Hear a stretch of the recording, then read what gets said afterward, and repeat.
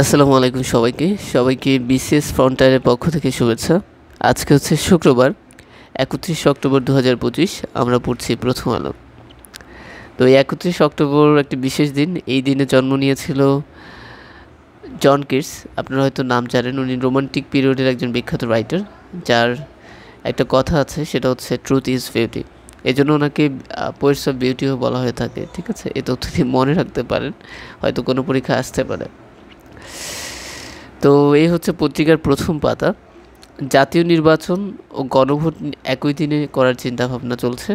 বিষয়টা হচ্ছে এখনও ঐক্যমত কমিশন কোনো সিদ্ধান্তে আসেনি, কারণ আমাদের মেজর স্টেক হোল্ডার যে অপোজিশন পার্টিগুলো আছে, প্রত্যেকে ডিফারেন্ট স্ট্যান্স নিয়েছে গণভোটের বিষয়ে। বিএনপি চাচ্ছে যে আপনার নির্বাচনের দিন হচ্ছে গণভোট হোক, বাট জামাত এনসিপি তারা চাচ্ছে যে নির্বাচনের আগেই জুলাই সনদের একটা সুরাহ হতে হবে। তো এই সময় আসলে বিষয়টা নিয়ে বিতর্ক চলছে এবং এটি কতটা যৌক্তিক সে বিষয়ে রিয়াদুল করিম একটি বিশ্লেষণ লিখেছেন। তো এই বিষয়টা এত গুরুত্বপূর্ণ না খুব একটা। তো এখানে একটা প্রশ্ন আছে যে I have measured out my life with coffee spoons, who quoted it, একটু কমেন্ট সেকশনে জানান। ঠিক আছে, তো এখানে আজকে হচ্ছে আপনার এই নভেম্বর মাসের হচ্ছে কারেন্ট অ্যাফেয়ার্স প্রকাশিত হয়েছে। তো আমরা টপ নিউজ নিয়ে কথা বলবো। যে ৪৩তম সাধারণ পরিষদের সভাপতি নির্বাচিত হয়েছে বাংলাদেশ। ঠিক আছে, এটা মনে রাখতে হবে আপনাকে। আচ্ছা, তারপর হচ্ছে আমরা দেখি এখানে বলতেছে যে আপনার শরিয়া ভিত্তিক ৫টি ব্যাংকে একীভূত করে হচ্ছে সম্মিলিত ইসলামী ব্যাংক হচ্ছে তৈরি করা হবে। এটা একটি গুরুত্বপূর্ণ তথ্য। জাপানের প্রথম নারী প্রধানমন্ত্রী হিসেবে হচ্ছে নির্বাচিত হয়েছে সানায়ে তাকাচি।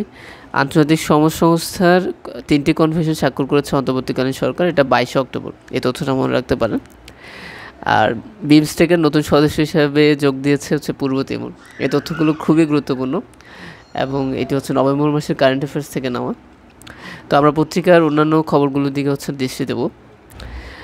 এখন বিএনপি সংবাদ সম্মেলন করছে। তাদের ভয় হচ্ছে যে যদি জুলাই সনদ যেভাবে লেখা আছে এভাবে যদি বাস্তবায়ন হয়ে যায়, কারণ তারা কিন্তু জুলাই সনদে 15টি নোট অফ ডিসেন্ট দিয়েছে, মানে দ্বিতীয় সর্বোচ্চ।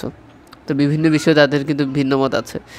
তো এই জন্য হচ্ছে তারা চাচ্ছে যে সরকার এই জিনিসটাকে কিছুটা হলেও টালবে তাদের পক্ষে। আর আদেশ জারির এখতিয়ার এখন সরকারের নেই। ন্যাশনাল সিটিজেন পার্টি মনে করছে সরকারকে একটা অধ্যাদেশ জারি করতে হবে, যেটা হচ্ছে জুলাই সনদ বাস্তবায়ন অধ্যাদেশ। সেই ক্ষমতা কিন্তু হচ্ছে আপনার বিএনপি মনে করছে যে সরকারের হচ্ছে নেই। তারপর আমরা দেখি আমাদের অন্যান্য খবরগুলো। এখানে জুলাই বাতিল হচ্ছে ১২৮ জুলাই যোদ্ধার গ্যাজেট। অনেকেই ফেক হচ্ছে নিজেদেরকে জুলাই যোদ্ধা হিসেবে দাবি করছে। তো এটা হয়তো তদন্তের মাধ্যমে বের হয়ে এসেছে, এজন্য নতুন করে হচ্ছে কিছু সংখ্যক বাদ দিয়েছে। তো ট্রাম্প কি সত্যি ইসরায়েল দখলদারি বন্ধ করতে চান কিনা, এই বিষয়ে একটি অভিমত বিশ্লেষণ এসেছে আজকে, যেটা লিখেছেন জোসেফ মাহমুদ। ইসরায়েলের মধ্যে দ্বন্দ্বটা লক্ষ্য নিয়ে নয়, বরং সময়ের হিসাব কীভাবে করা হবে সেই প্রক্রিয়া নিয়ে ট্রাম্প ফিলিস্তিনি ইসরায়েলি দখলদারি বন্ধ করতে চান কিনা এ প্রশ্নের উত্তর খুঁজেছেন জোসেফ মাহমুদ। তো এই তো মার্কিন প্রেসিডেন্ট ডোনাল্ড ট্রাম্প, আর ইনি হচ্ছেন ইসরায়েলের প্রধানমন্ত্রী বেনিয়ামিন নেতানিয়াহু। তো আমাদের যেটা মনে রাখতে হবে সেটা হচ্ছে ১৯৪৮ সালে ইসরায়েল রাষ্ট্রটি প্রতিষ্ঠিত হয়েছিল এবং এরপর থেকে কিন্তু তাদের আরবের সাথে হচ্ছে আরব দেশগুলোর সাথে তাদের 4টা যুদ্ধ হয়েছিল। ঠিক আছে, 4টি যুদ্ধ হয়েছিল। এই চতুর্থ যুদ্ধ যেটা ১৯৭৩ সালের দিকে হয়েছিল, সেটাকে হচ্ছে সেটা কী নামে ডাকে একটু কমেন্ট সেকশনে জানান। ঠিক আছে, তো ১৯৬৭ সালে হচ্ছে বিভিন্ন জায়গা দখল নিয়ে কিন্তু তাদের মধ্যে যুদ্ধ হয় আরবদের সাথে। তাছাড়া ১৯৫৬ সালে ইসরায়েল কী করে, সিনাই এবং হচ্ছে গাজা উপত্যকা দখল করে। তো এটা হচ্ছে তারপর হচ্ছে দখল করার পর তারা বলে এটি আমাদের জনগণের ইতিহাসে সবচেয়ে মহান বিজয়। তো ইসরায়েল নিজেদেরকে ভিকটিম বলে দাবি করছে, কিন্তু আসলে বিষয়টা এরকম না, যেটা এখন হচ্ছে পুরো পৃথিবীর কাছে স্পষ্ট। আচ্ছা, এরপর আমরা দেখি এই হচ্ছে আমাদের পত্রিকা। আপনারা হয়তো জানেন যে রিসেন্টলি ডোনাল্ড ট্রাম্প এবং হচ্ছে শি জিনপিং হচ্ছে বৈঠক করেছে। তো তাদের বৈঠকের পর হচ্ছে ডোনাল্ড ট্রাম্প কী করেছে, ডোনাল্ড ট্রাম্প হচ্ছে 10% শুল্ক হচ্ছে কমিয়েছে চায়না থেকে। এই কলামটি পড়বো, একটু আগেই দেখছিলাম। তো তার আগে হচ্ছে প্রতীক নিয়ে নির্বাচন কমিশনের মধ্যে ভাগড়া চলতেছে। তো আমাদের সামনে যে নির্বাচন সেটা হচ্ছে ত্রয়োদশ জাতীয় সংসদ নির্বাচন এবং এই সংসদ নির্বাচনে আসলে দলীয় প্রতীক একটা গুরুত্বপূর্ণ ভূমিকা রাখে। এই যাই প্রতীক হচ্ছে যত বেশি পরিচিত, জীবনযাত্রার সঙ্গে যত বেশি সম্পর্কিত, তার হচ্ছে চাহিদা হচ্ছে তত বেশি থাকে। তবে আমার মনে হয় মডার্ন মানুষের কাছে বিষয়গুলো থেকে ব্যক্তি বিশেষের তাই বেশি হচ্ছে ব্যক্তির কেন্দ্রিক হচ্ছে তার যোগ্যতা, নেতা হিসেবে তার যোগ্যতাটা হচ্ছে মানুষ এখন বিচার করবে। কারণ সময়ের সাথে সাথে মানুষজনের যে চিন্তাভাবনার জগৎ বা আন্ডারস্ট্যান্ডিং সব কিছু কিন্তু বেড়েছে। মানুষ এখন আবেগে বা ইমোশনালি হচ্ছে ড্রাইভের না, মানুষ লজিক্যালি চিন্তা করতে শেখাচ্ছে। মানুষের কাছে এখন অনেক তথ্যের অ্যাক্সেস আছে। যে দুর্নীতি করছে তাকে কি ভোট দেবে? কিছু মানুষ হয়তো দিবে, বাট হচ্ছে মোস্ট অফ দ্য কেসে যারা তরুণ ভোটার আছে, অধিকাংশ ভোটার কিন্তু হচ্ছে এখন তরুণ, তারা কিন্তু এই বিষয়গুলো খুব ভালোভাবে হচ্ছে বিবেচনায় নেবে। তো 1996 সালে স্বাধীন বাংলাদেশে হচ্ছে জামায়াত ইসলামী প্রথমবারের মতো দাঁড়িপাল্লায় হচ্ছে নির্বাচন করেছিল, প্রতীক ছিল হচ্ছে দাঁড়িপাল্লা। তো ন্যাশনাল সিটিজেন পার্টি হচ্ছে এখন চাচ্ছে হচ্ছে শাপলা। তো এখন একটা কথা বলছে যে শাপলা হচ্ছে ওখানে নেই, তাই বলে হচ্ছে শাপলা কি দেওয়া যাবে না? এই প্রশ্নটি আসছে। তালিকায় না থাকলে তালিকা কি পরিমার্জন করা যায় না? এটি কি আসমানি কিতাব যা বদলানো যাবে না? এই তো প্রশ্ন ছুঁড়েছেন অনেকেই, কিন্তু বিষয়টা এখনও সমাধান হয়নি। তো 1970 সালের নির্বাচনে জামাত হচ্ছে দাঁড়িপাল্লা নিয়ে হচ্ছে নির্বাচন করেছিল, যার কারণে হচ্ছে এই পরবর্তীতে জামাতের যে যুক্তি ছিল, মানে বিষয়টা হচ্ছে আমাদের যে দাঁড়িপাল্লার কথা বলছেন, এই দাঁড়িপাল্লাটা হচ্ছে হাইকোর্টের প্রতীক ছিল। এই জন্য জামাত যখন চাচ্ছিল তখন জামাতকে দাঁড়িপাল্লা দিতে চায়নি। এরপর দেখা যাচ্ছে যে 1970 সালে যখন জামাত দেখায় আর কি, নির্বাচন কমিশনকে বলে যে আমরা 1970 সালে হচ্ছে নির্বাচনে দাঁড়িপাল্লা প্রতীকে নির্বাচন করেছিলাম, এখন এটি আমাদের প্রতীক হিসাবে মানুষের কাছে অধিক পরিচিত। তো এই জিনিসটা হচ্ছে আবেদনটা হচ্ছে নির্বাচন কমিশন গ্রহণ করেছে এবং পরে হচ্ছে জামাতকে দাঁড়িপাল্লা দিয়েছিল। আচ্ছা, তো এই হচ্ছে আমাদের আজকে সম্পাদকীয় পাতা পড়ছিলাম আমি। ঠিক আছে, তো আপনারা দেখেন সমঝোতার পথে ট্রাম্প এবং শি জিনপিং। ঠিক আছে, দক্ষিণ কোরিয়ার বুশেন শহরে হচ্ছে দুজনের মধ্যে মিটিং হয়েছে এবং বাণিজ্য যুদ্ধ প্রশমিত করার বিষয়ে কিন্তু খুব ভালো একটা আলোচনা হয়েছে।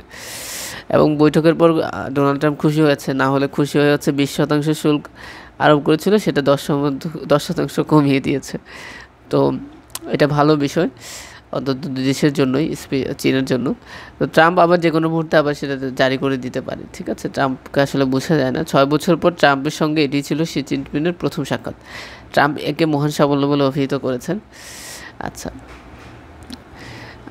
এখন 33 বছর পর আবার পারমাণবিক পরীক্ষা চালাতে যাচ্ছে হচ্ছে যুক্তরাষ্ট্র।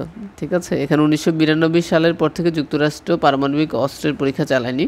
কারণ হচ্ছে 1996 সালে জাতিসংঘের comprehensive nuclear test ban treaty, CTBT, ঠিক আছে, CTBT comprehensive nuclear test ban treaty স্বাক্ষরিত হয়েছিল। এখানে অনেকগুলো দেশই হচ্ছে রাশিয়া সহ বিভিন্ন দেশ সই করে। পরবর্তীতে দেখা যাচ্ছে যে তারা আর হচ্ছে পারমাণবিক অস্ত্রের পরীক্ষা চালায়নি। কিন্তু এখন এই সিটিবিটি থেকে অনেকে নিজেদেরকে তুলে নিচ্ছেন এবং দেখা যাচ্ছে যে ট্রাম্প বলছে যে সময়ের সাথে তাল মিলিয়ে চলতে হলে রাশিয়া এবং চীনের প্রতিদ্বন্দ্বী দেশগুলোর সঙ্গে তাল মিলিয়ে চলতেই তার এই সিদ্ধান্ত। এবং 33 বছর পর আবার তারা হচ্ছে পারমাণবিক অস্ত্র পরীক্ষা চালাতে যাচ্ছে। এবং 1991 সালের 26শে ডিসেম্বর হচ্ছে আমাদের রাশিয়া হচ্ছে ভেঙে যায়, সোভিয়েত ইউনিয়ন ভেঙে বিভিন্ন রাষ্ট্রের জন্ম হয়েছে, এটা মনে রাখতে পারেন। এই ইউক্রেন যে রাষ্ট্রটা, এটাও কিন্তু হচ্ছে 1991 সালে 26শে ডিসেম্বর হচ্ছে আপনার তৈরি হয়েছিল, রাশিয়া সোভিয়েত ইউনিয়ন ভেঙে। ঠিক আছে, যুক্তরাষ্ট্র চীনের বাণিজ্য যুদ্ধে নাজুক যুদ্ধবিরতি। মামদানি নিয়ে একটা হচ্ছে আসছে, নিউ ইয়র্কের মেয়র পদে হচ্ছে উনি হচ্ছে বিপুল সমর্থন পাচ্ছে। তবে দিন শেষে আমি যেটা দেখি, যুক্তরাষ্ট্রের যেটা আসে, মানুষজন যেটা মনে করে এর বিপরীতটাই হয়। মানুষজন আসলে জানি না কীরকম এটা। আমরা চিন্তা করছিলাম যে এবার হয়তো ডেমোক্রেটিক পার্টি থেকে হচ্ছে আপনার যে প্রেসিডেন্ট হিসেবে ওই যে কামলা হ্যারিসকে হচ্ছে নির্বাচনে হচ্ছে জয়লাভ করতে পারে, কিন্তু দিন শেষে দেখা যাচ্ছে না, অবশ্যই ডোনাল্ড ট্রাম্পকে হচ্ছে নির্বাচন করেছে। তো যুক্তরাষ্ট্রের মানুষজনকে আসলে বোঝা অনেক কঠিন কাজ। 50তম বিসিএসের বিজ্ঞপ্তি আসছে নভেম্বরেই এবং খুব ভালো ভালো কিছু কথা লেখা আছে এখানে যে 30শে অক্টোবরের মধ্যে ফলাফল প্রকাশ করা হবে। 30শে অক্টোবর মানে আগামী বছর 30শে অক্টোবরের মধ্যেই কিন্তু নিয়োগও দিয়ে দেবে, এরকমটা হচ্ছে আলোচনা আছে। তো এই বিসিএসের মাধ্যমে বিভিন্ন ক্যাডারে 1600 থেকে 1700 কর্মকর্তাকে নিয়োগ দেওয়া হতে পারে। ঠিক আছে, তো এটা খুবই হচ্ছে ভালো খবর। তারপর হচ্ছে আমরা দেখি এই হচ্ছে আজকের প্রথম আলো। আমি চেষ্টা করেছি যে গুরুত্বপূর্ণ বিষয়গুলো হচ্ছে এখানে নিয়ে আসার। তো প্রতিদিন আসলে পত্রিকায় খুব গুরুত্বপূর্ণ তথ্য থাকে না, মাঝে মাঝে কিছু কলাম থাকে, পড়তে অনেক ভালো লাগে, তো ওই দিন একটু বিস্তারিত পড়ি। কিন্তু আজকে দেখতে পাচ্ছেন আজকের পত্রিকায় আমার কাছে যতটুকু গুরুত্বপূর্ণ মনে হচ্ছে তারপরেও আমি কানেক্ট করে করে যেগুলো ইম্পর্টেন্ট কিছু ইনফো আপনাদেরকে দিয়ে থাকি। তো যারা ভিডিওগুলো দেখেন অবশ্যই হচ্ছে আমাদের চ্যানেলটা সাবস্ক্রাইব করবেন। তো আপনাদের সাপোর্টই হচ্ছে আমাদেরকে ভালো ভালো ভিডিও নিয়ে আসতে উদ্বুদ্ধ করবে। ধন্যবাদ সবাইকে।